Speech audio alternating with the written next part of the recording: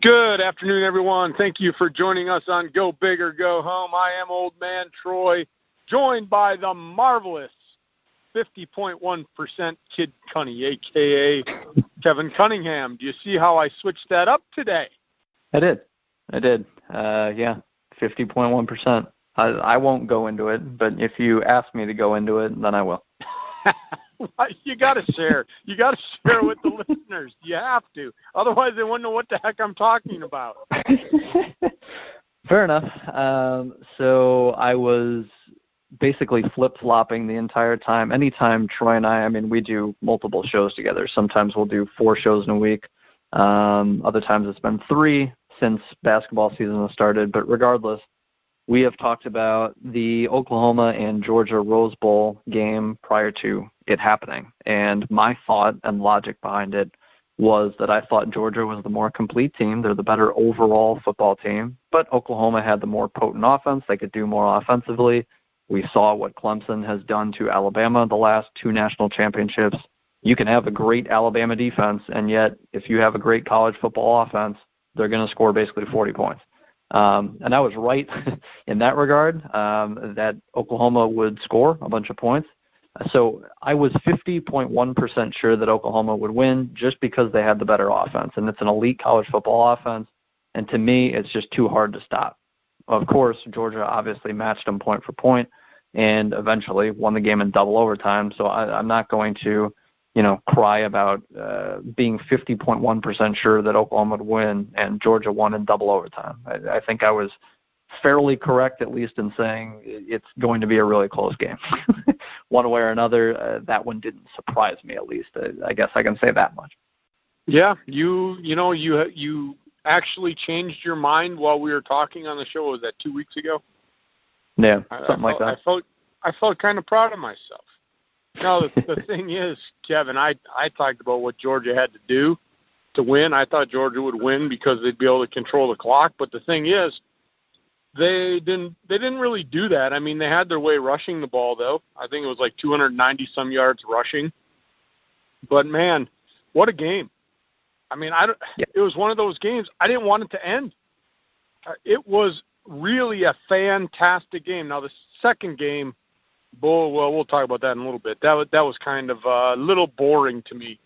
It was just a dominating performance by Alabama. But that first game, that Georgia-Oklahoma game, Oklahoma got out really quick. And you're thinking, oh, my God, this could be a blowout.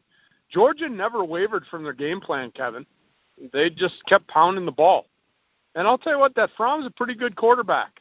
He's not too bad. So you got to, hats off to Georgia, but hats off to Oklahoma. We talked about Mayfield. We think he's a very good college football quarterback. And you know what? He proved it last night. But when you look at it, it was one of those games I did not want that game to end. I was like, if this game goes into like 50 overtimes, I'll be okay with that. Just keep this game going. It's so great. I'm not a fan of the overtime, but it's like, man, I hate to be the losing team because they both deserve to win, Kevin. Yeah, absolutely. I mean, if you're able to score whatever it was, 48 points against Georgia's defense, you're an impressive, at least offense. I'm not going to say Oklahoma's defense is impressive.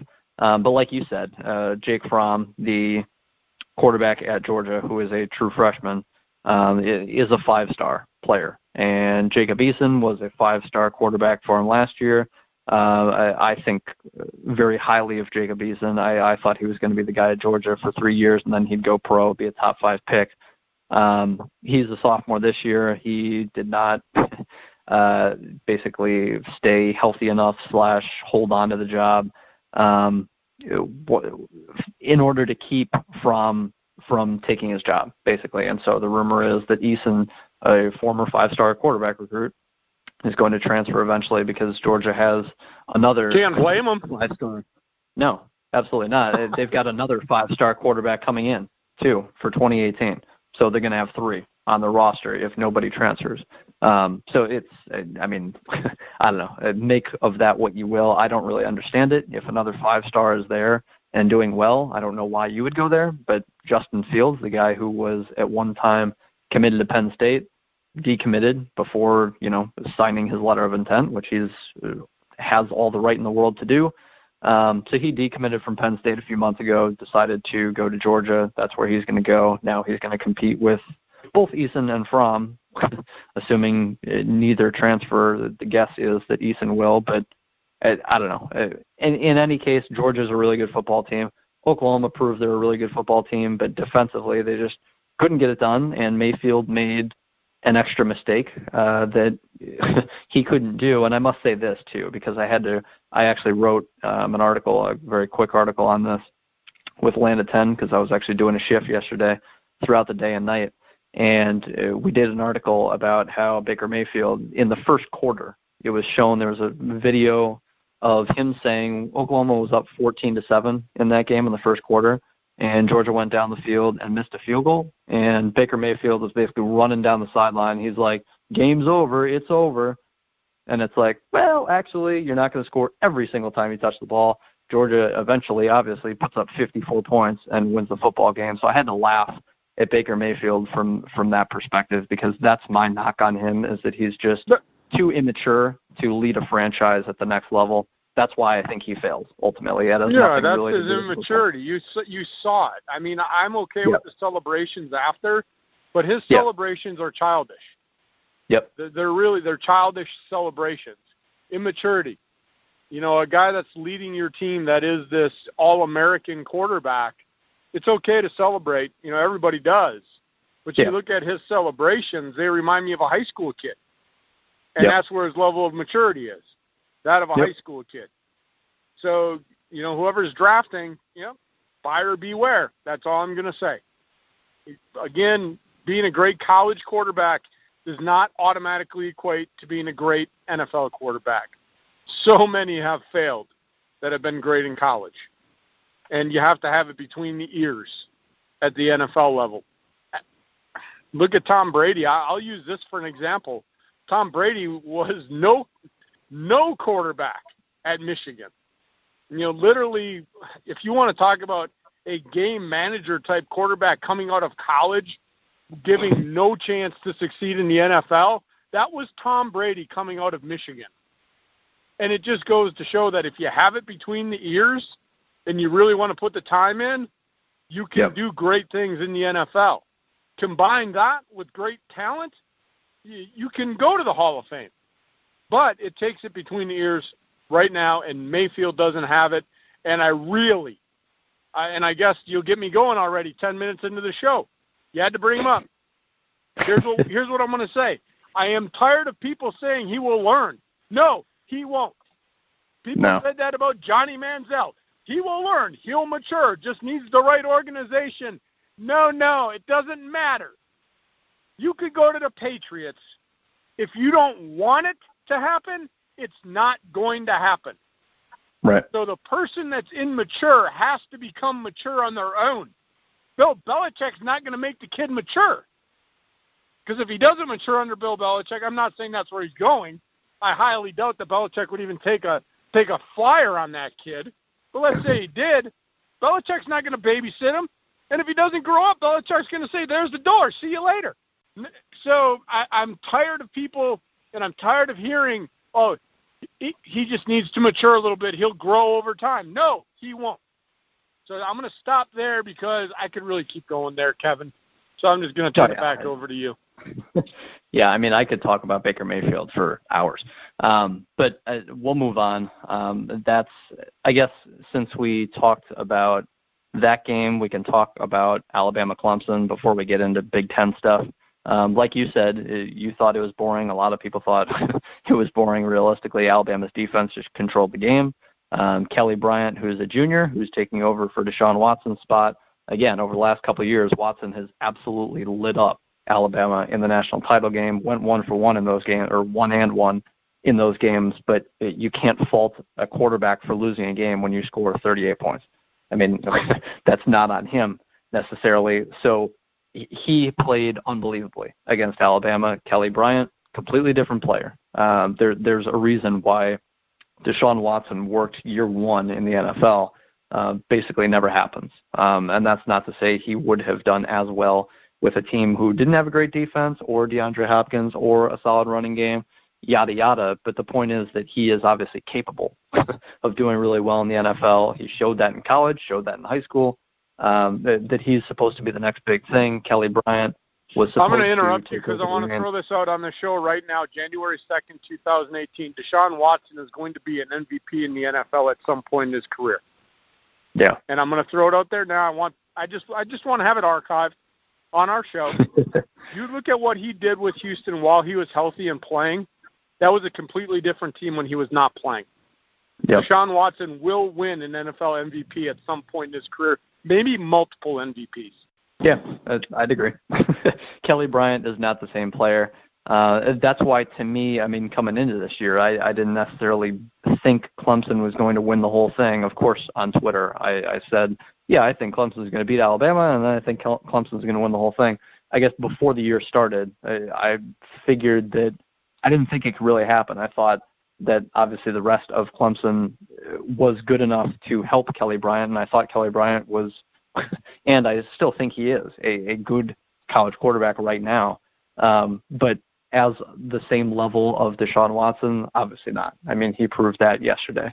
Clemson's team last year compared to this year, there's really not that much of a difference, to be honest, except for the quarterback position, and that's what it takes. I mean, Johnny Manziel beat Alabama in college. Deshaun Watson beats Alabama in college. You've got college quarterbacks. I mean, some of them pan out in the pros, some of them don't. But obviously Watson has proved that he can play in the NFL, did it in college. Kelly Bryant proved yesterday that he wasn't up to the task, at least his first year starting as a junior. Maybe next year if Clemson's back, plays Alabama, gets redemption, I don't know.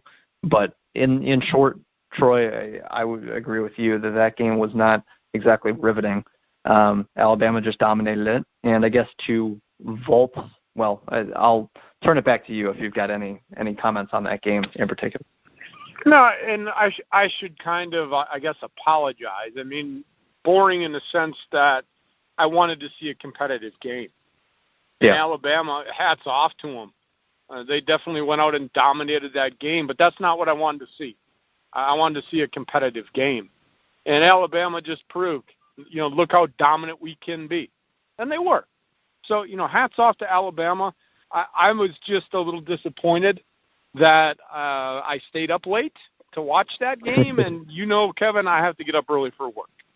So that's, I guess, why my little, I don't know, just not happy because I wanted to see some competitive football like I did in game one. I haven't put it out on Twitter. I mean, how do you follow that up if you're Alabama Clemson? But, I mean, nonetheless, we've got an Alabama-Georgia, championship game, and it's going to be a good one. So we'll continue on this show, though, and we'll move forward. Got a lot to talk about in the Big Ten, Kevin. What a good bowl season for the Big Ten. And we're going to talk a little bit about that. And I know you got some questions you want to throw out my way, so take it over. Yeah, I guess to catapult from what we just talked about with Georgia being a really good football team, Alabama being a really good football team, both from the SEC. And the SEC, obviously now you're going to hear like, hey, we're the best conference yet again. We got even because a lot of people are starting to jump onto the bandwagon that the Big Ten is kind of somewhat taking over. But at the same time, you look at the SEC overall, they always have more players drafted than the NFL, if that's how you want to look at it. If you want to look at it from a national championship perspective, the SEC has the advantage there. You can't really necessarily compare the two conferences perfectly and come out with a definitive conclusion.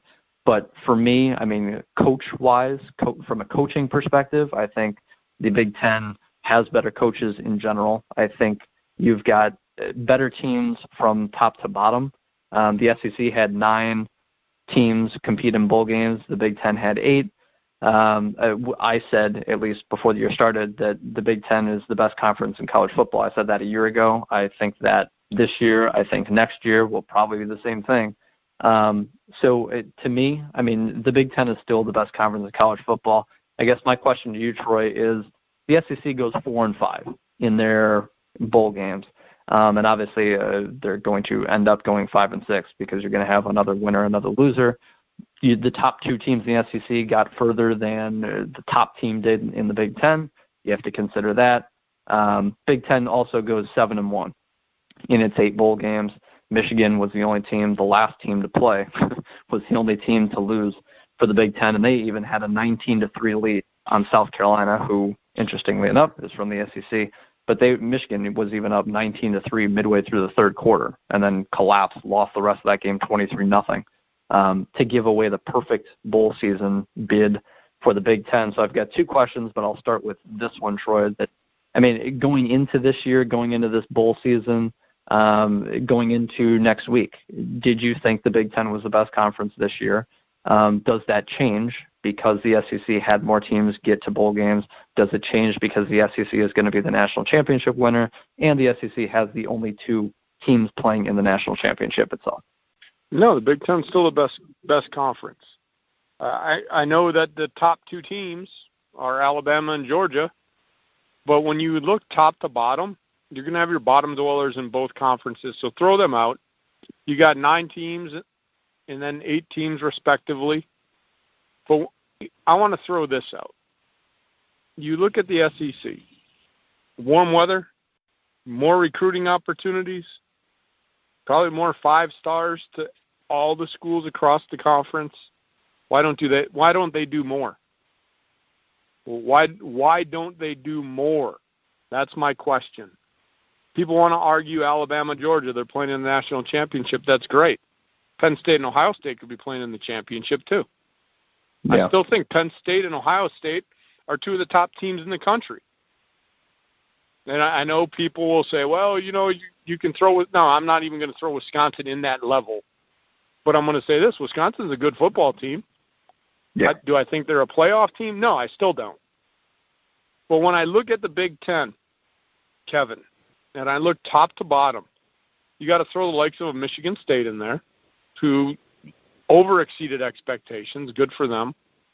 You got Michigan in there that probably underachieved, probably didn't do as much as they were thinking they could do. Part of that is because they had nothing at quarterback. But when you throw that in there, you look at the competitive nature of the Big Ten. That's where I say it's the best conference. You look at bowl games, and people say, well, you can't compare that. Well, yeah, why not? They try to evenly match competition in the bowl games, or am I totally off in left field thinking that, Kevin? Doesn't the bowl committee and these selection committees for these bowls try to get an evenly matched game? Isn't that the purpose of a bowl game? Yeah, you're correct. You're not seeing the 3rd place Big Ten team going up against the 7th place SEC team. You're not seeing the 2nd place Pac-12 team go against the 8th place Big 12 team. They're designed to be, and it's not perfect. You're not going to get perfect synchronization here, but the number 3 in the Big Ten plays the number 4 in the SEC or vice versa. Regardless, it's designed to be close. Yes, you're correct. And so you look at their record outside of their conference. Okay, 4-5. With the Big Ten, and again, Michigan poos the bed. Could have been 8-0, which would have been awesome. It's very easy for people to say, well, we've got the 2 teams in the national championship game. That's great. But also, you have to remember the selection of the 4 teams is not done via tournament. It's done via human. So you have to be selected to go into this playoff. Ohio State could have very easily been in there instead of Alabama, but they took Alabama, and Alabama proved it. I have no problem with Alabama being there. I'm just saying that I still think Ohio State is one of the top teams in the country, as is Penn State. If you would have put Ohio State or Penn State in either one of these games, Kevin, it would have been a game. Yeah, they're right up there. They can compete.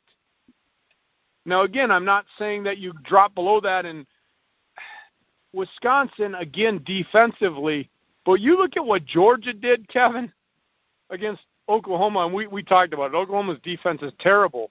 And so maybe Wisconsin doesn't give up 54, but Georgia probably scores 30 on Wisconsin, and Wisconsin can't score 30. Oklahoma probably would have scored 48 on them too. Oklahoma offense is awesome. It's an awesome offense. I'm not going to deny that. So I wanted to defend why I think that, why I think Wisconsin's not a playoff team. Now, they won their game, and hats off to a great season by Wisconsin. Orange Bowl victory.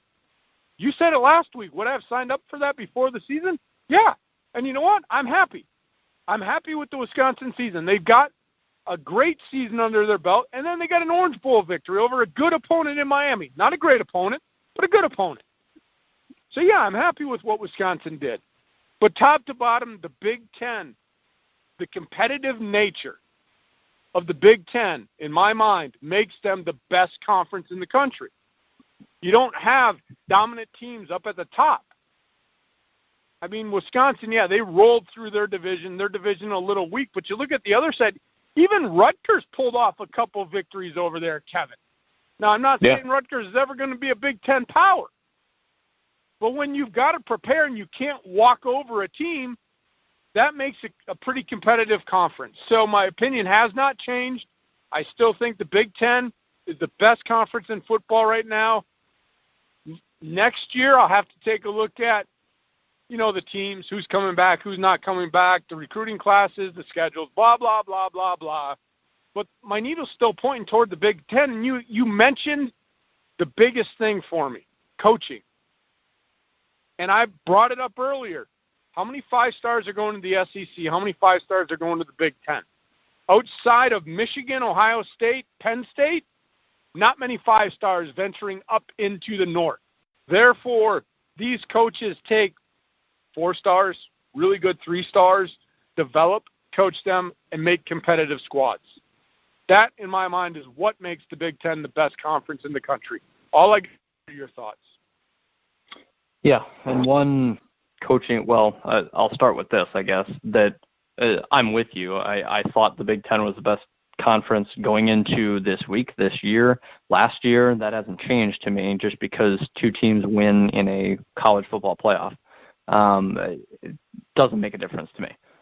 Also, I think bowl games in general, I don't necessarily take much from them. I'm not going to say the Big Ten is better because they went 7-1 and the SEC went 4-5. That, to me, doesn't really make much of a difference.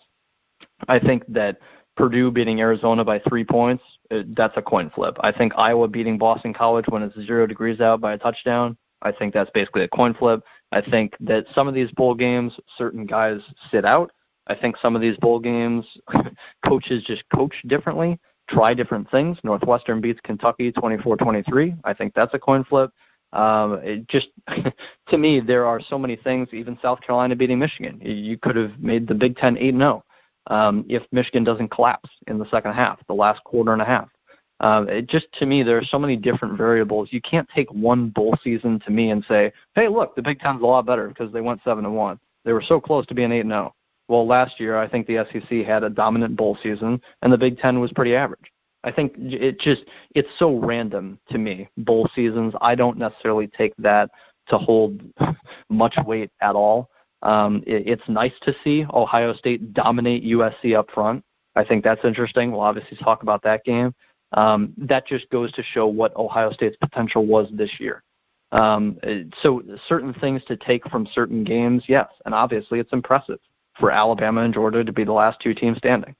Absolutely. And Auburn beating Alabama, so Alabama didn't even compete in the SEC championship game, goes to show how good Auburn is. At the same time, UCF beats Auburn.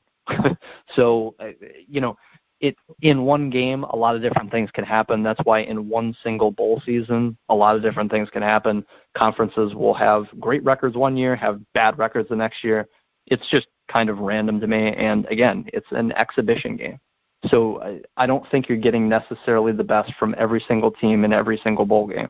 That's just my opinion. But in general, I think you can also look at, and this is the thing I wanted to point out too, was coaching guys like James Franklin who go to Vanderbilt and they do some good things in Vanderbilt. And you'll see guys like Mississippi State this past offseason, or this offseason, quote unquote, even though it's not necessarily the offseason yet, but coaching-wise, it's the offseason outside, well, even for Alabama, their defensive coordinator is leaving.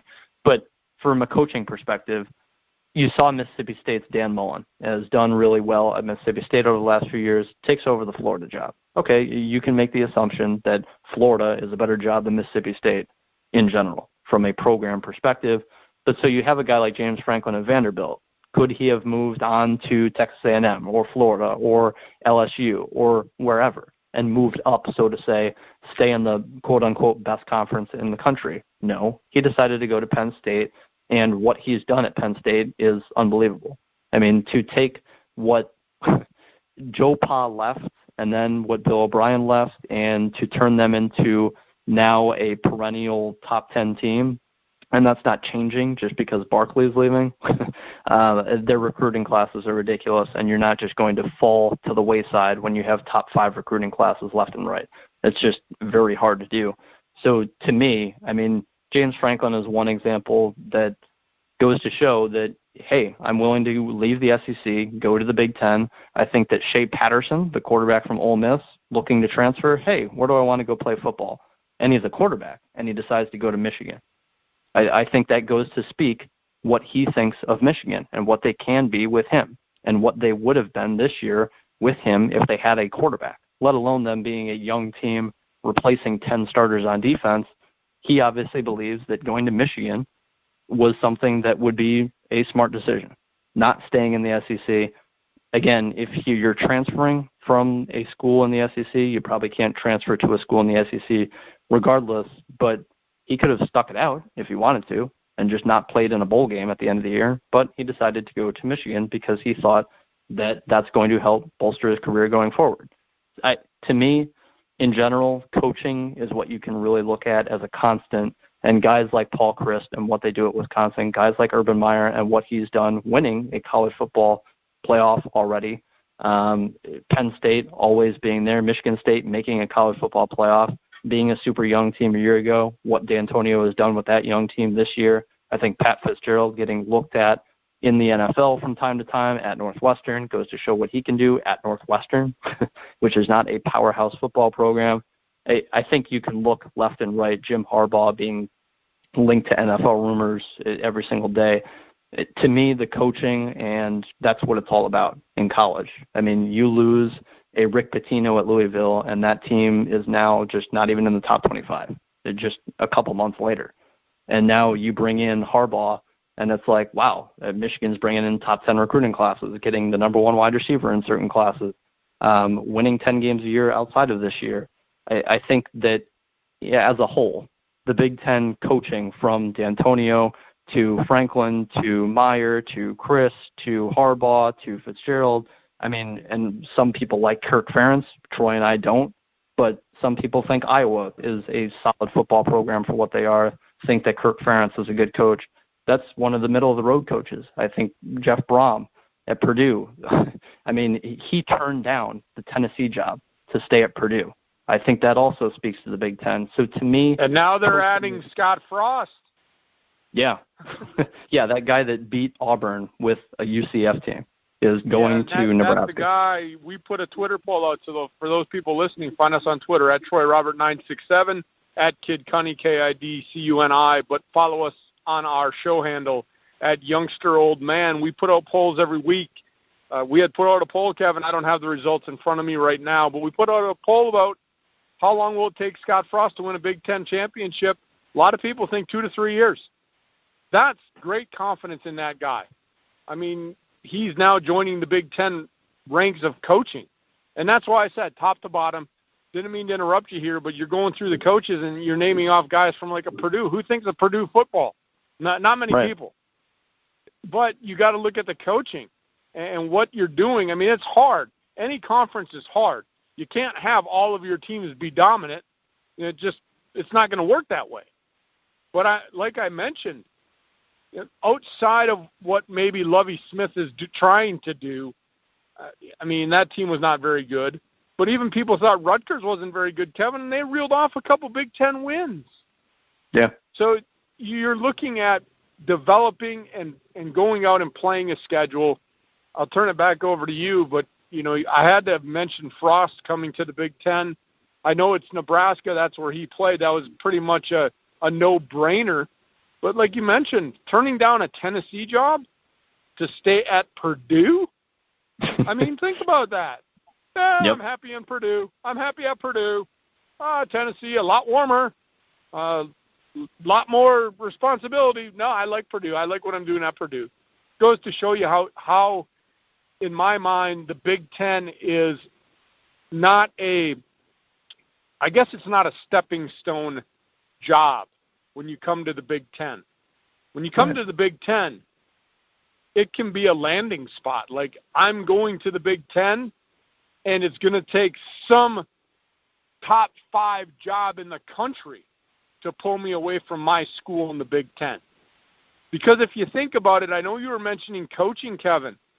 If you're any coach, maybe Rutgers in Maryland, you jump ship to go to another conference in one of the top schools there. Right. But when you look at the top 8 or 9, the schools that went to bowls this year, why would you leave those schools to go to any other conference unless it's one of those top schools? Like if it's an Alabama or a Clemson, I understand that. Heck, Paul Chryst might do that if it's one of those schools.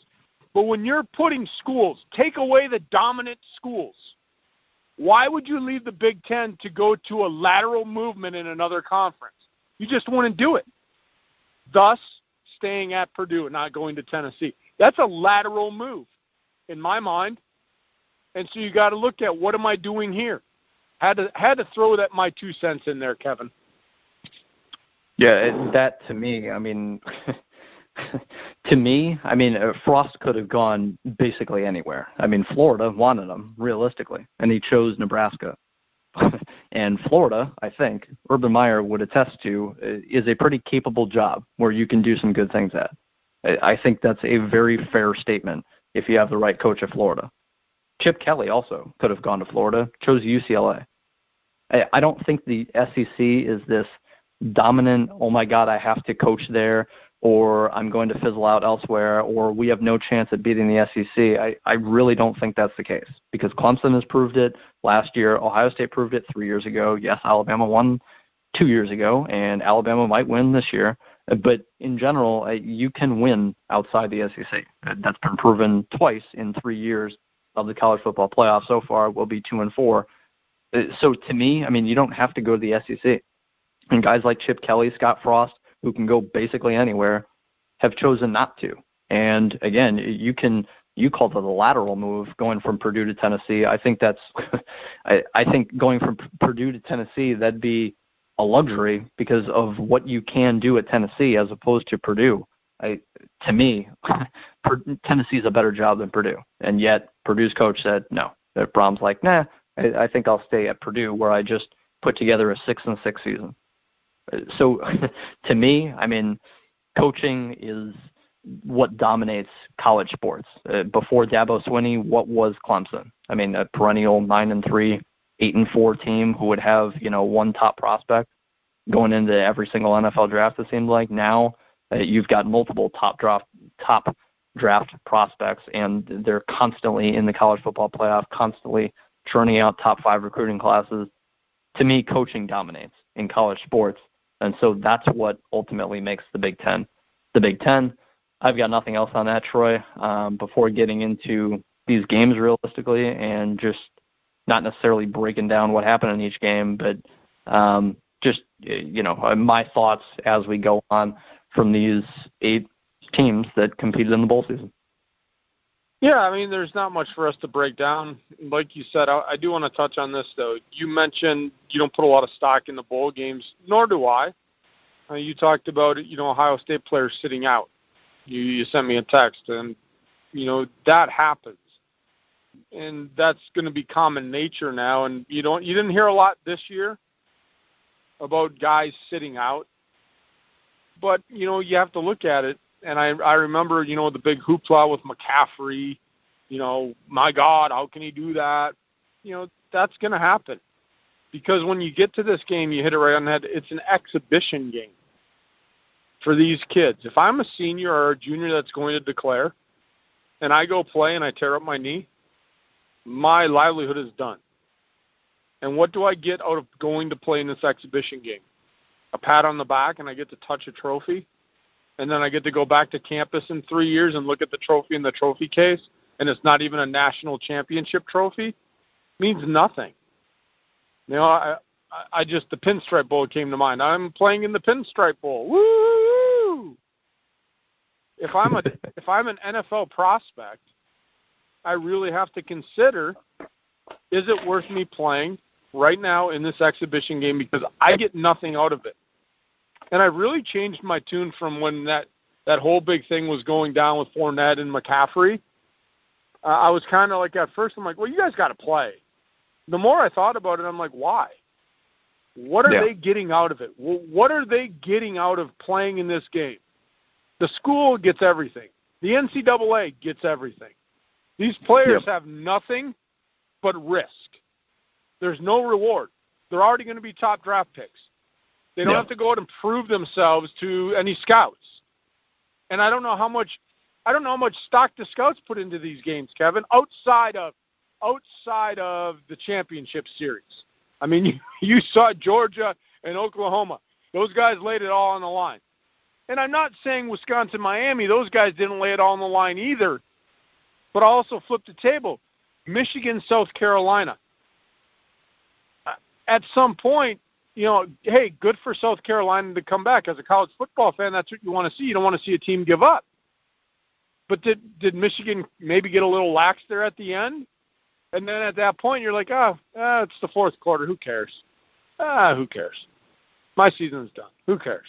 Do I really want to go out and get beat up again for another series, for another 8 plays? And I'm not saying they all think that. But again, you look at those bowls, Kevin, and guys that are sitting out and doing those things. I mean, it happens. It really is an exhibition. I liked how you put that. But as far as, you know, the games that we'll go over with the Big Ten, we'll go over the results. I'm probably not going to have much to add about any of these games, including the Wisconsin game. I mentioned it earlier. Hats off to Wisconsin. They had a great year in my mind. For those naysayers that think, oh, my God, they lost and blah, blah, be thankful for what you had, because there's no way I thought that was the season they were going to have. But you go ahead, go through the results. If I feel the need, you know I will interrupt you. Yes, you will, and I love it. So getting into things, this to me is our last topic of the show, finally, getting into the Big Ten bowl games now that we are basically 40 minutes into the show. But in any case, Iowa takes on Boston College in the New Era Pinstripe Bowl. Iowa wins 27-20. Like I mentioned before, that game was ridiculously cold. Players were slipping on the field because of how frozen the playing field was. So again, I memean, one slip and say Boston College wins the game. Does that change your mind on the Big Ten going 7-1 as opposed to 6-2, or 5-3, or 8-0 as opposed to 6-2? It just, to me, bowl game results, final results, you can almost throw them out the window as far as comparing conferences to me. But in any case, 27-20, Iowa wins. I don't have much to talk about with this game in general other than that. We talked a week ago. Hey, I want to give props to Kirk Ferentz for finally winning a bowl game.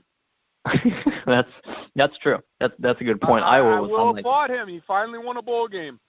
Well, I know he's won bowl games in the past, but it's been 7 years since he's won a bowl game. I know that I was a very hard critic. I still am a very hard critic. I put a poll out. I don't think Kirk Ferentz is a guy in Iowa. I think his message is stale. I think Iowa fans deserve more. So I really didn't think I had much to say about this game, but I guess I do. So it is about the coach, not about the players. Yeah. You look at it, we mentioned it last week, Kevin. Why can't Iowa be like Wisconsin and be near the top of that division? There's no reason. They recruit the same type kid. They're going after the same type kids. Why can't Iowa run the table in that division and knock off Wisconsin and be in the Big Ten title game? If you want to settle for the Pinstripe Bowl, Iowa fans, feel free. I just think you deserve better. And the way you deserve better is you get a coach who's going to be near the top of that division. You went over it last week, Kevin. I think off the top of my head, 3 10-win seasons for Ferentz. Paul Chryst, 3 years at Wisconsin, 3 10-win seasons in a row. Why can't Iowa do that? I think it's time for a new coach. All I got. Yeah, and I would agree wholeheartedly. Again, I've got nothing to add on this one. Like I said, last week we kind of talked more in depth about these teams in general, not breaking down the X's and O's going into the game, but just what these teams have going for them going forward. And so to me, I mean, again, check out thegruelingtruth.net to see that podcast if you're interested in us breaking down Iowa and talking about Iowa for basically 20 minutes, because I'm sure we did, if not more. Last week's show was basically 2 hours long. This one will not be. But so if you're interested in hearing what we think of Iowa going forward for 2018, its coaching situation, recruiting class, yada, yada, check out thegruelingtruth.net. Follow us on Twitter. Follow the show on Twitter at youngsteroldman. Follow me on Twitter at kidcunny. Follow Troy on Twitter at troyrobert967. That's my little spiel for that one. Moving on to the Foster Farms Bowl, which I didn't know existed until Purdue got in this game. Purdue played Arizona, and again, Jeff Brom, first-year coach at Purdue, led them to a 6-6 season. They beat Arizona 38-35. The one thing I wanted to mention with this one, quarterback Elijah Sindelar. We mentioned the 2-quarterback system that Purdue has used a lot this year, and it basically came out that Elijah Sindelar was playing the last, I think, month of the season on a torn ACL. That's their quarterback.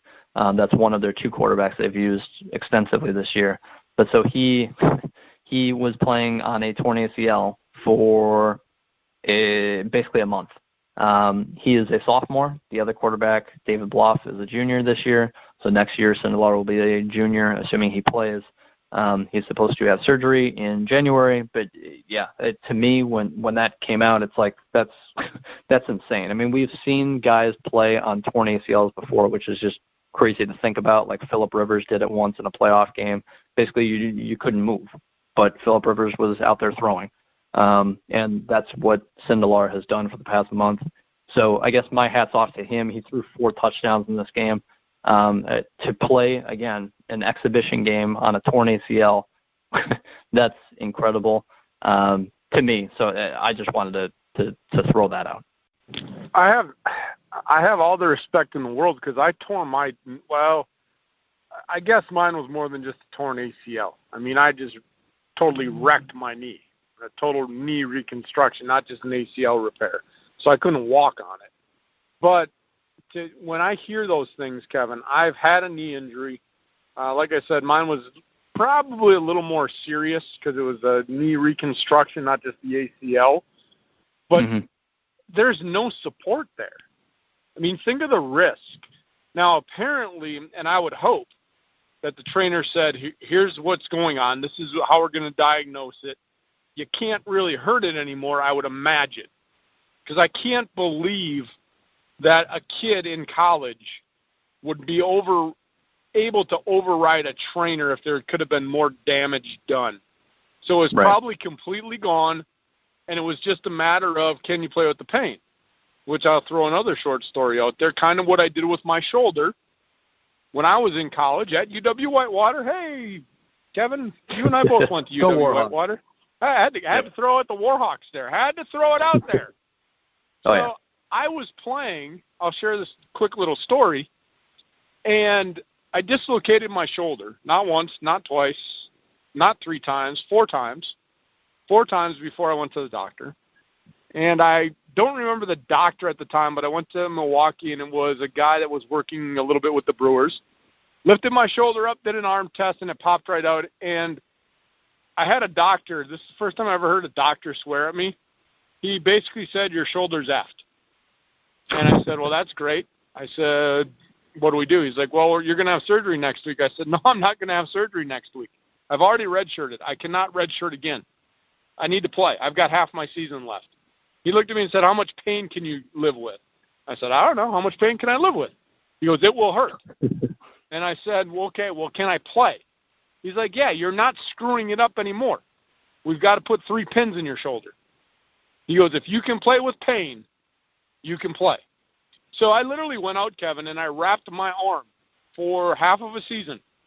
I put my forearm against right above my belly and my chest, and they literally ace bandaged my arm to my body. I ran with one arm for half a season. Because I couldn't redshirt. I already redshirted once, and there's no way the NCAA would have granted a medical redshirt halfway through that season. I would have lost the rest of the year, and I wanted to play. And I'll tell you what, it hurt bad. It hurt every game. I dislocated it 2 more times during the season, and it really hurt. But I wanted to throw that up because I have so much respect for guys that do what he did, because I know the pain that can be incurred. And that's why I wanted to throw it out there. For him to do that, I would imagine there could have been no more damage done to his knee because it's probably already totally tore, or everything else is stable around it. You can always risk more injury because of that. But like I said, I did it with my shoulder. Literally, the doctor said, no, you can't hurt it anymore. Can you play with pain?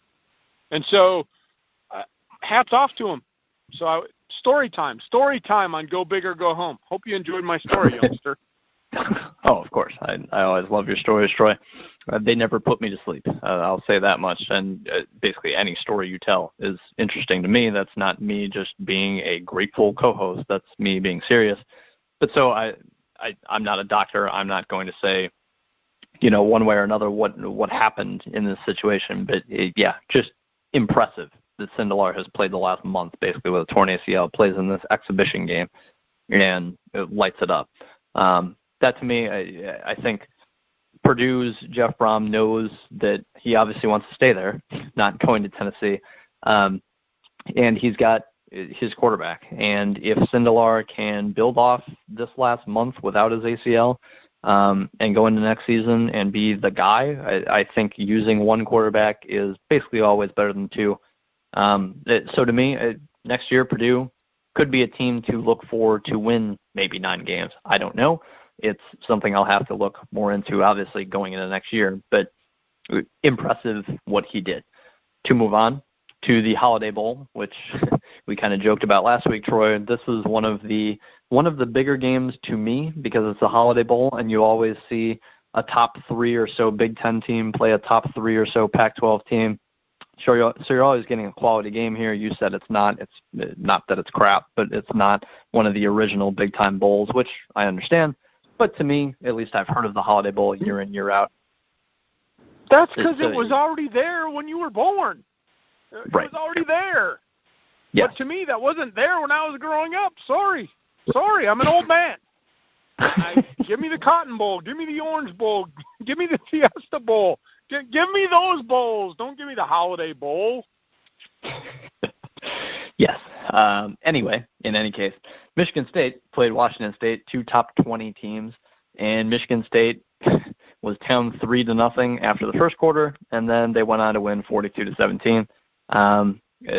Again, all of these games outside of Michigan is going to result in a Big Ten win, but Michigan State basically laying the hammer on Washington State, a team that I remember as the year was going on. It's like, hey, why is Washington State like the number 7 or 8 team in the country? It was one AP poll where they went up to like 8 from like 18 because they beat USC or something, whatever the case was. And it's like, wait a minute, this is Washington State. They're not a top 10 team in the country. They were number 18 going into this game, Michigan State 16, and they laid the hammer on them. Again, it's a bowl game. Maybe Washington State didn't do all that they could have to win this game, which I know they didn't. Their quarterback, real quarterback, did not play in this game. So, again, could Michigan State have lost this game if Washington State had their number 1 quarterback in? Maybe. So that's why I don't necessarily take big or conference records as a whole for a bowl season, a single bowl season, to mean much. But in any case, impressive end to a season for Michigan State.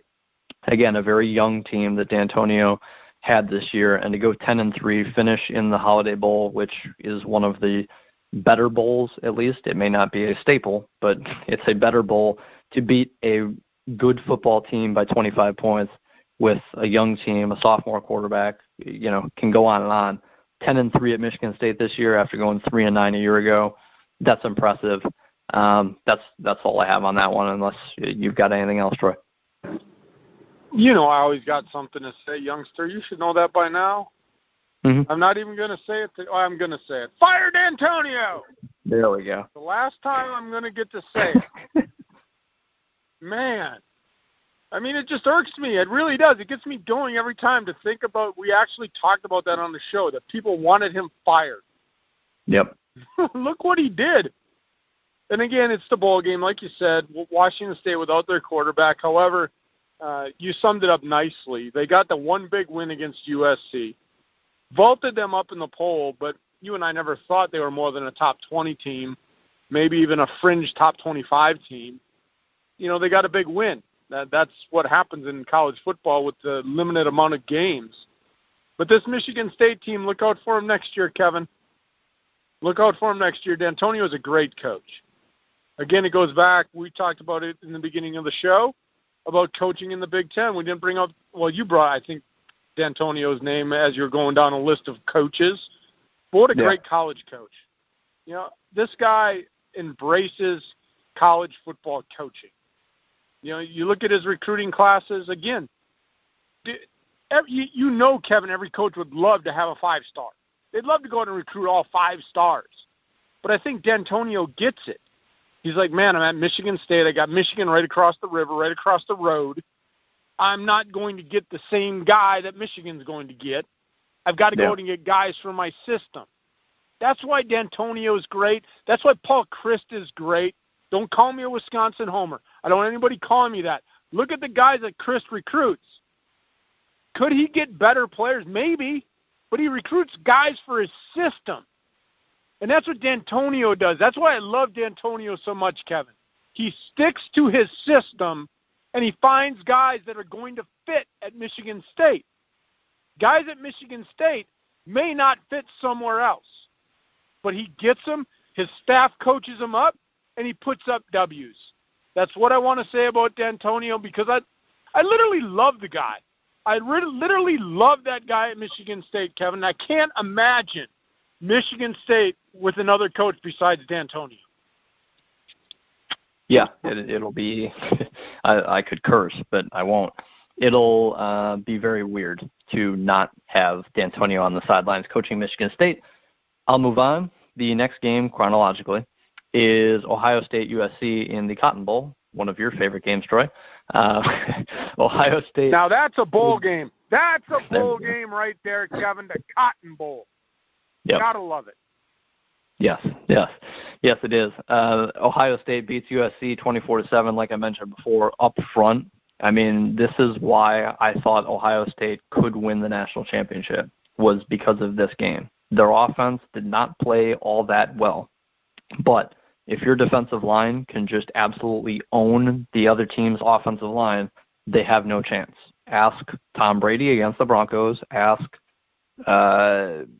the name's slipping me right now, but the Seahawks defense, to me, I mean, if you've got, ask Tom Brady against the Giants. I mean, 10 years ago, if you've got a pass rush consistently. Ask Aaron Rodgers all year long. Yeah. You cannot, Andrew Luck can't stay healthy because his offensive line can't block for him. You go as far as your offensive line goes. You can have a good one, not a fantastic one. I think the Patriots have had good ones over the years instead of fantastic ones, although that might even be putting it lightly. There's a reason why Tom Brady basically never gets hurt. That's why he always has basically a clean pocket to throw from, not necessarily just because he has 3-step drops and quick slant routes and hitches and throwing to James White out of the backfield time to time again. But in general, the Patriots have good offensive line play. And if you're USC and you don't have necessarily a great offensive line and you'll go against a defensive line like this at Ohio State that can just win games, which I knew they could going into the year, that's why I thought Ohio State could be the best team in the country. And throughout the year, I thought at times they played like the best team in the country. This game they did to me, even though, again, their offense was not that great, their defense just dominated, the defensive line in particular.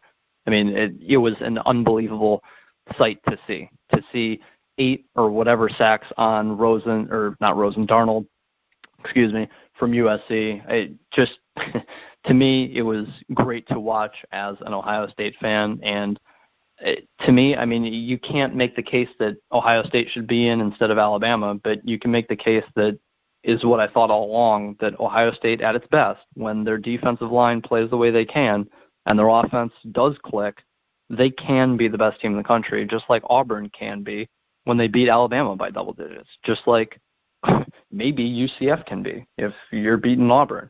Maybe Georgia can be. I think a lot of teams can be the best team on any given week, and in maybe a 2-game playoff at the end of the year, I think you can have a lot of teams. You mentioned Penn State, Troy, and I think absolutely. Penn State could absolutely keep up with Alabama, Georgia, whoever you want to throw at them this year. Ohio State at their best can, but Ohio State losing by 30 points to Iowa, even as a Buckeyes fan, they didn't deserve it just on that. Not only losing to Oklahoma convincingly to start the year, but a second loss, 30 points to Iowa, it was just too much to get Ohio State into the college football playoff. So to me, I mean, did they deserve a shot?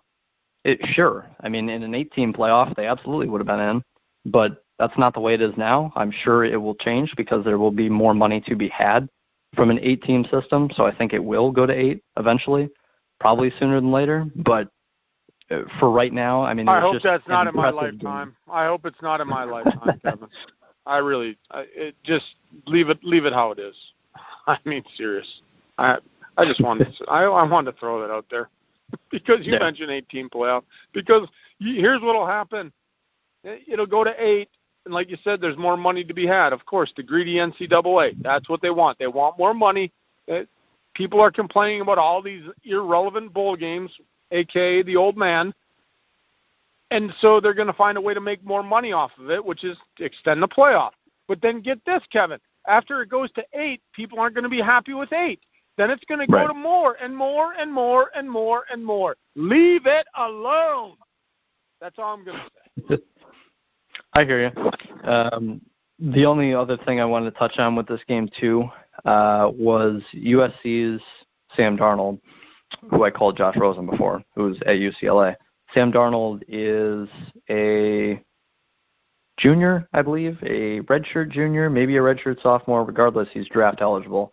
And there was a tweet I read during this game that was like, if you're Sam Darnold and you don't really care if you go to Cleveland or not, you're not one to be picky at the next level. If you get selected number 1 overall, number 2, whatever the case is, I don't think he cares where he goes in the NFL. Why would you want to risk injury? Again, not really prove anything. You're going to be a top 5 pick for sure. If Darnold declares, why would you risk injury playing behind an offensive line at USC, which is not that great? Why risk it?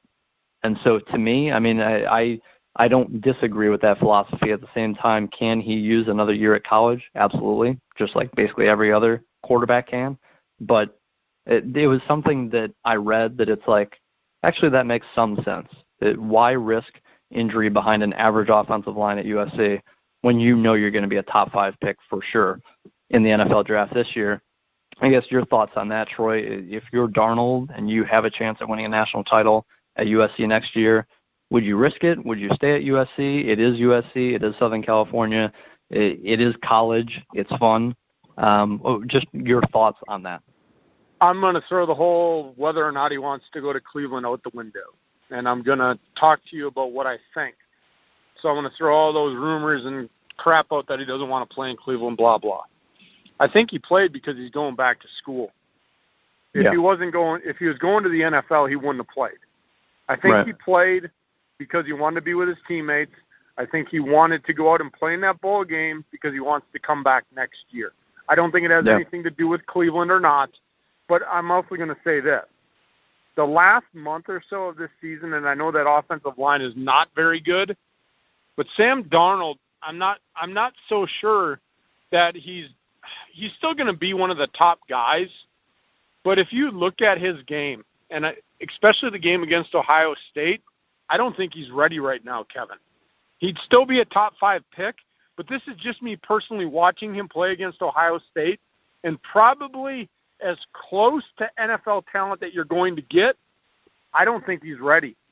I don't think that he can step into an NFL team next year.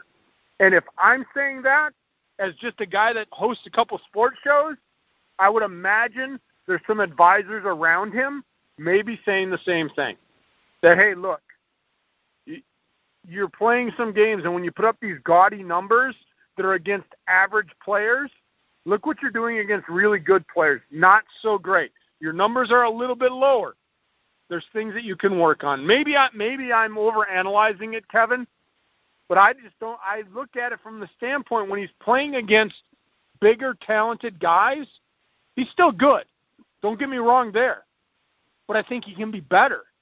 And I just don't know if he's ready. If he went to the right situation where he could sit for a year or two, like we always talk about in the NFL, get these great quarterbacks in your system, let them sit and learn, then maybe yes, but you know where he's going to get drafted. They're going to put him into the fire right away, and I don't agree with it, but let him go back. I think he wants to go back another year. And I'm not saying it so he can get better, but I think in his mind, the reason he played, he's going back to USC next year, Kevin. Yeah, I don't disagree. I've said it on another show that I almost think it's almost likely, whether it's 50.1%, to use that again, likely that he stays. I think it's very 50-50, and no one really talks about it much, that he stays. A lot of people just assume he's going out. But to me, the one thing I'll say, I guess, to counter your point is that I think in the NFL he's not going to get humiliated by defensive lines like that and forced to make throws that you have to because the defender's in your face in 3 seconds every single play. I think that game in and of itself, you can't necessarily say, look, Darnold's not ready because of this. Just because of the pass rush, the dominant defensive line Ohio State had, to me, any quarterback would have struggled in that game, whether it's Baker Mayfield, whether it's Deshaun Watson a year ago. If you don't have time, good luck. But there's also this that I've heard a lot of, which I agree with. I think Darnold has a higher ceiling at the next level, 10 years, say, down the road. Not that it would take 10 years down the road. Agree 100% on that comment. I don't have anything else to add, but I'm going to agree. That's why I said I think going back another year is the right move for him to keep working on his game. Because I agree. Yeah. When you look at Rosen and you look at Darnold, I believe Darnold will be a better quarterback in the NFL in the long run. Yeah. Yeah, and Rosen's supposed to be more ready now, which I don't disagree with at all. That's all I've got more on that. I'll move on to Northwestern Kentucky in the Music City Bowl, which took place that same night, just at a later time. Northwestern beat Kentucky 24-23. I honestly don't have anything to say from this one, I don't believe, unless I am missing something. I think, actually, there was something else I wanted to say about this game. There it is. I thought so. Northwestern quarterback Clayton Thorson, who we talked about a week ago, he is a junior, I believe. Yes, he is. He tore his ACL in this game. He is supposed to have surgery in January, just like Sindelar, and hopefully he'll be back in September for Northwestern next year, for his senior year. Obviously, one way or another, I mean, he'll redshirt or he'll be able to play next year, but it sucks to have to lose your ACL in the Music City Bowl. That's all I really have to say on that one, other than Justin Jackson, the program's leading rusher in program history, 32 carries, 157 yards, 2 touchdowns, a bowl game victory. Good way to go out for Justin Jackson. He will make an NFL roster one way or another, that's for sure. Another good year for Pat Fitzgerald, Northwestern. Hopefully Clayton Thorson recovers from surgery well, and Northwestern finishes the year at 10-3, which Northwestern probably shouldn't be finishing years 10-3. That speaks again to coaching. I'm going to throw this out. All I got, injury in a bowl game. Injury in a bowl game, and this is a guy that was not going to the NFL anyway, but he got hurt. And I know with technology today and the way that they operate on body parts that he could be back for the season. You know, when I tore my knee, that was a year and a half thing, but that was long ago. I'm an old old archive guy, the old scars, not the way they do it now. But my point here, you go back and you had mentioned bowl games being exhibitions, and granted this kid was going to play, but here we go. And so you got another injury in a bowl game. Goes back to my point about how I've kind of flipped the table about people playing in a bowl game. There's an injury right there. Could have happened to anybody, but there's an injury in a bowl game. That's how I'm going to leave it. You can move on. Yeah, and the one thing, I guess, to piggyback off that is that I enjoy doing shows with you for a number of reasons, Troy, but being able to be fluid and not completely hard in the head about what you're thinking. And to me, obviously, you saw it a week ago when I was flipping my pick back and forth within 5 minutes. But to be able to say, hey, I thought this way, and after I gave it a little thought, I changed my mind. And I think that people sometimes get hammered when they change their mind. On social media from the public, like, hey, you thought this 2 weeks ago. Why don't you think this now? Well, things change over time.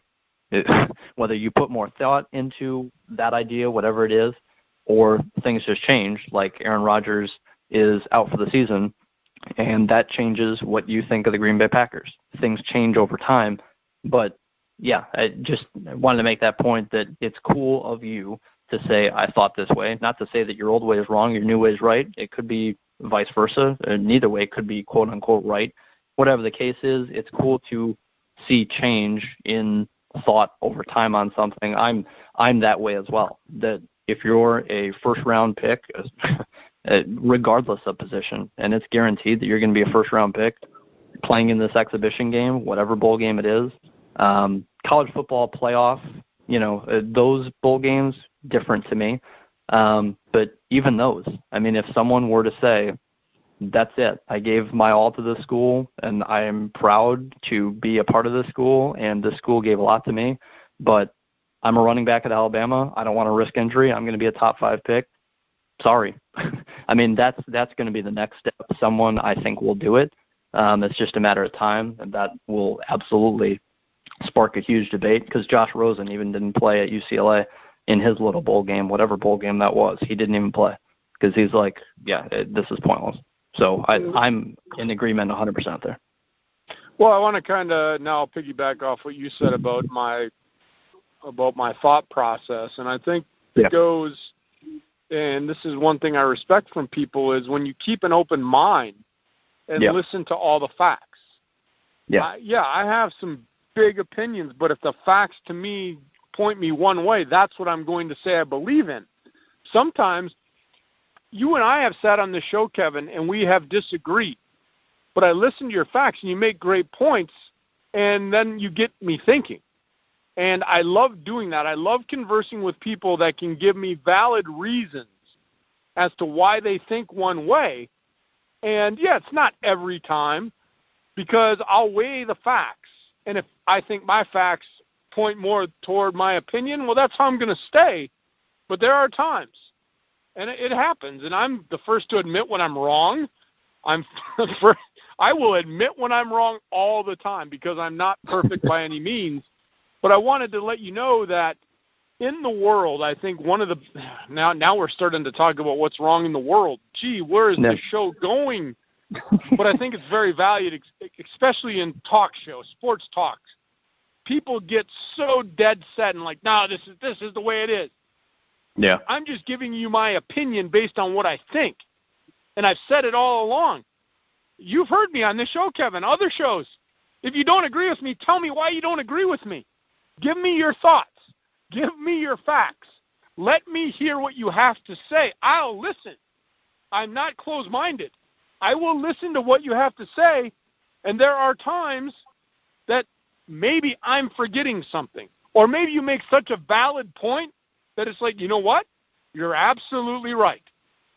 Now you got me thinking. I love doing that, and I think that's why our show is great. You and I keep an open mind. We're not closed-minded. We have opinions. We have strong opinions. But we have facts that we base those opinions on, and if you give more fact, we might sway our opinion. I don't think there's anything wrong with that in the world, because everything we talk about is usually based upon some kind of factual event or number. So I wanted to throw that out there. You made a good point, youngster. Yeah, and what you said was spot on as well. Being open-minded is key, not just in sports, talking sports, but life in general. So I will move on from that. Wisconsin plays Miami in the Orange Bowl at Miami, and Wisconsin's down 14-3 after the first quarter, and they come back and win 34-24. Jonathan Taylor gets 26 carries in the game. Alex Hornibrook, Troy, 23 of 34, 258 yards, 4 touchdowns. Your thoughts on Hornibrook? I guess that's my only thing with this game. Maybe the kid will develop. Maybe he will. I mean, again, I don't think he will. I just you look at where we talk about ceiling all the time in sports. Can this kid develop a long ball? Maybe. I mean, maybe he's got to get consistent doing it. Maybe he'll get in the off season. Maybe that's what he'll work on. But again, I'm not so sure. I look at where his comfort zone is, and it's handing the ball off to Jonathan Taylor or to the running back behind that great offensive line. If he could develop a long ball, watch out. Then Wisconsin, could they then be a contender? Well, then they've got to add a good wideout. I mean, they've got solid wideouts right now. They've got guys that are capable. But, you know, the stat line, I wasn't even joking. I said if he's got to throw the ball more than 20 times, they probably lose. So he proved me wrong, which is great. But I think the key here is, and I mentioned it about Georgia, Paul Chryst didn't panic. He stuck to his game. He didn't panic. Did he make adjustments? Yes. But he didn't panic. That's when you know you got a good coach on your sideline. Guys that don't panic. Because it would be so easy to just say, well, we got to start flinging the ball around. They made adjustments on defense, got a little better defensively, and they didn't have to crumple up the game plan and throw it away. Yeah, they had to come back. And Wisconsin, that's what impressed me most about this game, Kevin. 14-3, normally you'd say, my gosh, this game's over. No way Wisconsin can come back. They're not a come-from-behind team. They're a front-running team. They play defense, they get a lead, and they pound the ball into the ground. That's what they do. They had to come back. And they came back, and then when they got the lead, then they can pound the ball again. So that, to me, was a little bit of a glimmer of hope because next year's schedule, a lot tougher than this year's. I don't see a undefeated regular season. I don't.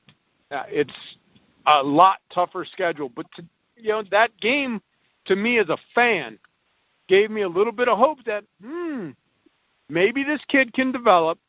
Maybe they can play from behind a little bit, but, whoa, we're going to slow down a little bit, and I'm going to tell myself, slow down, Turbo. It was one game. It was one game against a Miami team. And I'll say this, and for all you Hurricane fans out there, get me on Twitter and chastise me, an overrated Miami team, Kevin. An overrated team. Pitt killed them. Their defense isn't that great. So for Hornibrook to do it against Miami, great. He did it. He came from behind. It was one game.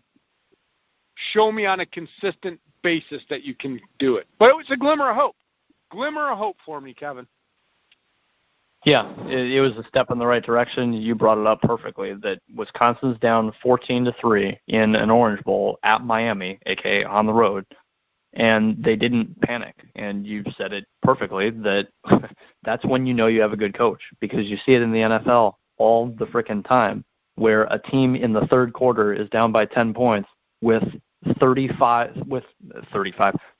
minutes left in the game, and you're down by 10, and it's like, whoa, we've got to throw the ball.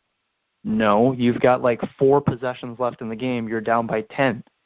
I think you can come back.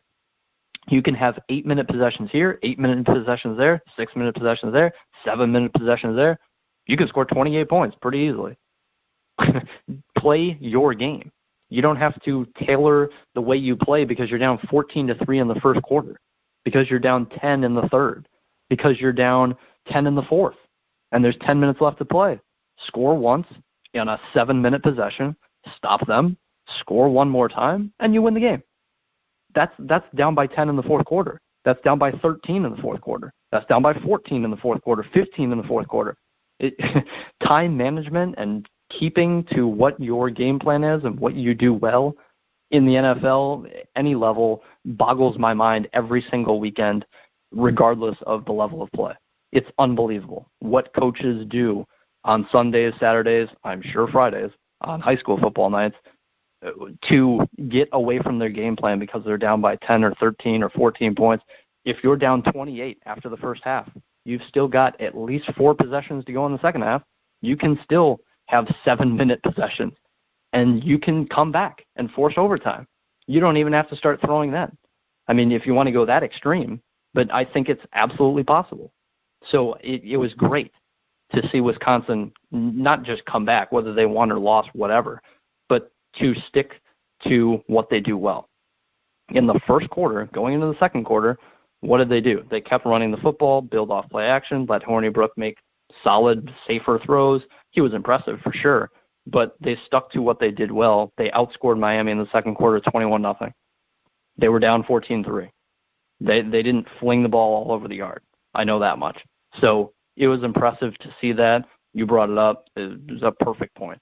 That going forward, like you said, if they do it consistently, that's when you know big things could be approaching. And they still went 13-1 and won an Orange Bowl on the road this year with a sophomore quarterback, freshman running back, and 5 of your top 6 wide receivers are freshmen or sophomore.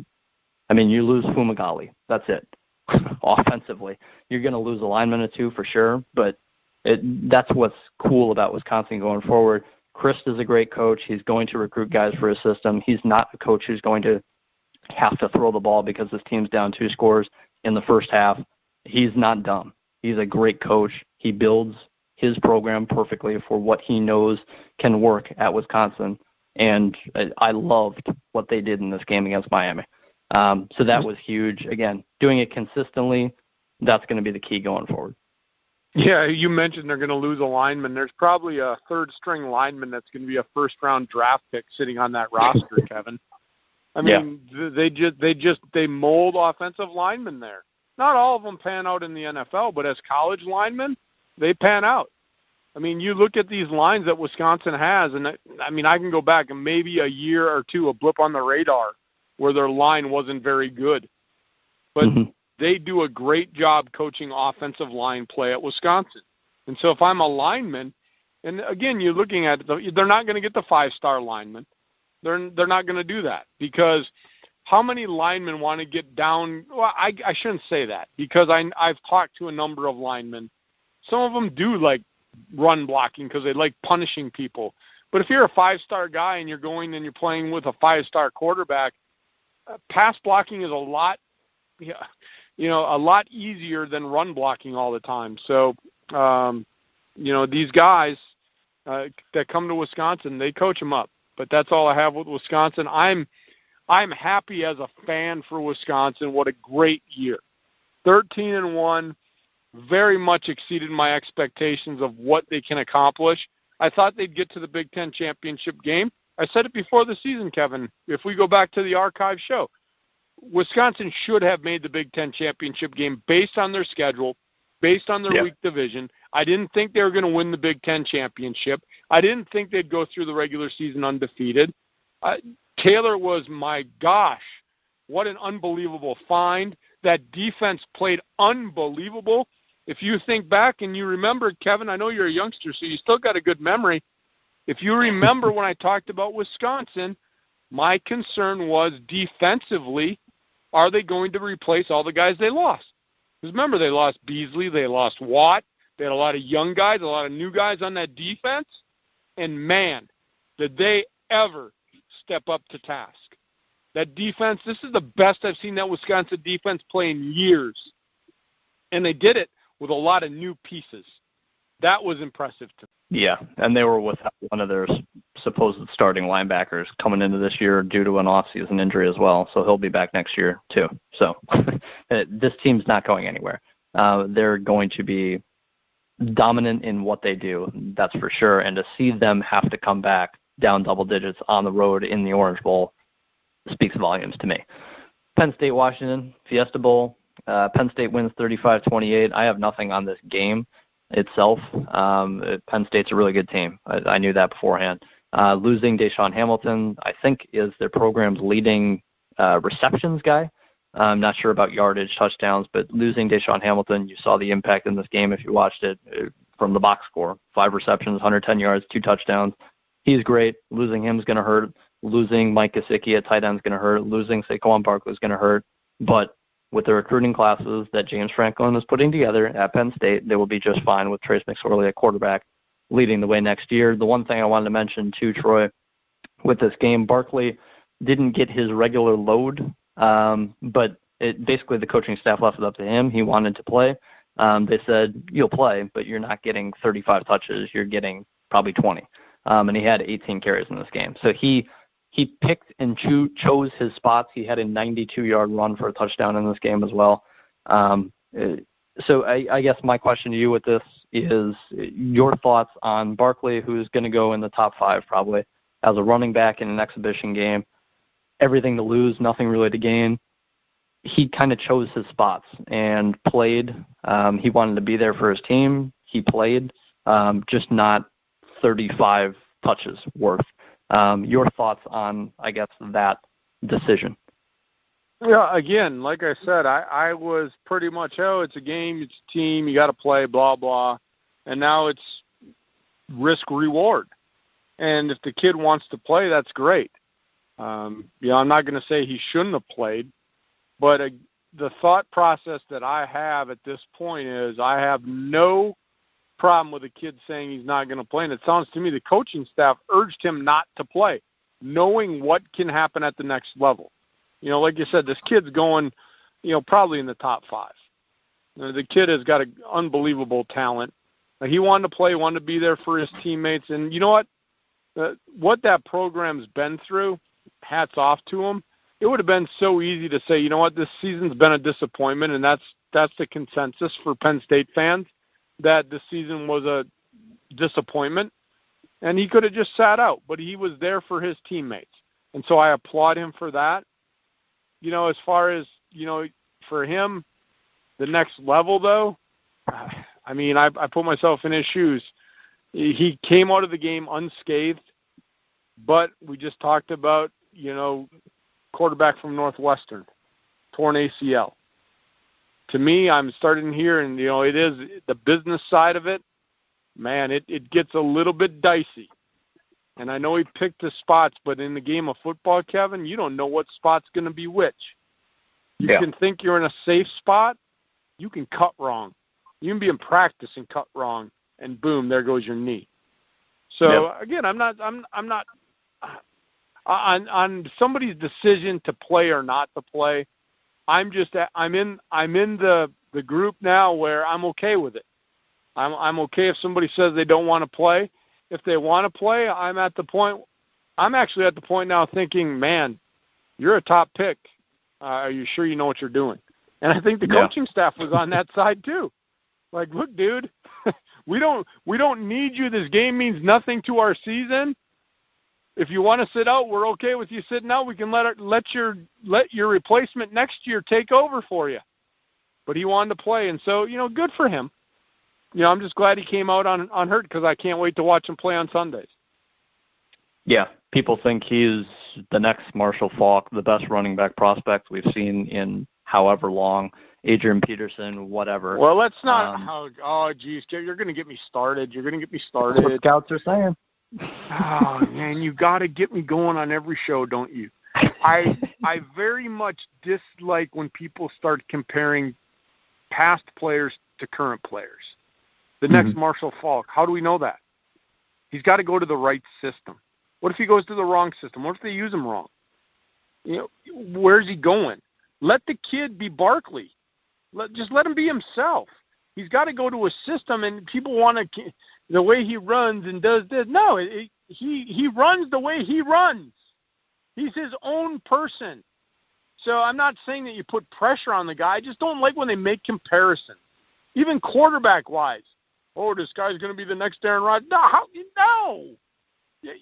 People make who they are in the system they go to. You brought it up, I think, the best. and I think this is where my point goes to. All the quarterbacks that went to Cleveland that failed, would they have failed in a different system? Maybe. But would they have succeeded? Maybe. They went to Cleveland. They got thrown into a fire in not a good system. Their talent was wasted. And I'm not saying that's going to happen with Barkley. He's a talented guy. I don't like hearing he's going to be the next Marshall Faulk, or he's going to be the next Edgerrin James, or he's going to be the next this or the next that. Who cares? I really don't care. They're great players. Great players. I want to watch Mr. Barkley play. I want to see what Barkley can do. Same thing with Ezekiel Elliott. I don't want him to be the next Emmitt Smith. I liked Emmitt Smith.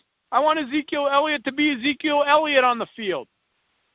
I'm not going to say I'm going to be his friend. That's for a different show, and that's for a whole different topic. But my point, stop the comparisons. I very much dislike when people compare somebody to another player. Every player made themselves, and they made it in a system. Because I will go back, and we talk about having opinions. My opinion about great players is not only do you have to have talent, you've got to be in the right situation. Tom Brady's not Tom Brady somewhere else, Kevin. Tom Brady's Tom Brady because he went to New England with Mr. Belichick. You put Tom Brady in Cleveland, we're probably not even talking about Tom Brady. And that's my point here. So you got me worked up because you had to bring up the comparison. So that's all I got. Yeah. I'll say this, that I'm sure not all 20, and I think it's more now, over the last 15 years, whatever it is, all 20 of those guys, I'll just say 20, of the previous Cleveland Browns starting quarterbacks would have failed everywhere else. All 20 of those guys flaming out everywhere? I don't think so. So, yeah, the system absolutely matters regardless of talent. You can have a ton of talent, but maturity is one thing also that matters, and everyone that speaks about Saquon Barkley says that he is a better person off the field than a better player on the field, which is weird to think about, but everyone thinks the world of him, which is good to hear. Going forward, I guess, for his career, but yeah, the systems absolutely matter at the next level for sure, 100%. The last game, South Carolina, Michigan. Again, Michigan was up 19-3, more than halfway through the third quarter. South Carolina outscores them 23-0 to finish the game. I have nothing more to say about this game other than again. You've been asking me all these questions all day, youngster, so I'm going to ask you a question. Is Jim Harbaugh staying at Michigan? Yeah. I think so. It was funny, actually. In the post game, I had to write up a what Jim Harbaugh said post, basically quoting what he said after the game, talking to the media after the bowl game. And he was asked, is this your last game coaching at Michigan? And he responded with no. That was it. That's all he said. Just no. And you can absolutely be lying. I mean, we've seen it time and time again before. That's not why I'm saying I don't think this is his last game, but it was just funny that was his response to me. But in short, I mean, Michigan wants to give him a lifetime contract, and I think he thinks the world of Michigan. I think it would take hey, want to coach Aaron Rodgers at the next level to get him to say, yeah, you know what, I'll leave Michigan for this job. I think it would take that sort of offer for him to leave. And could that come in the future? Sure, it's possible. But to me, I think he's staying at Michigan for a while. People want to talk about 8-5 seasons. Is that good enough at Michigan? He hasn't beaten a good team all year. He hasn't beaten a good team really since he's gotten there. He rarely beats his main rivals, even Michigan State, not even just talking about Ohio State. So that can be for a different show, but I think he's here to stay at Michigan for a while. That's all I have other than Shea Patterson. If he gets to play for Michigan next year, this is a young team returning a lot of guys, a lot of talent on this team. I think they're going to get better without a quarterback coming in, but adding a 5-star former quarterback who can move and sling it, I think Michigan could be really good next year. I think Michigan will be good for about the next 15 years because I think that's how long Harbaugh's staying at Michigan. Yeah. I really believe that. If you go back to his last year in the NFL, I think what Harbaugh likes, and whether you like Harbaugh or not, I think he's got a little bit of an ego, which a lot of great coaches do. But I think he wants to be in control. He wants to be the center of attention. That's what he is at Michigan. Now, is he going to get a pass going 8-5 for the next 5 years? No.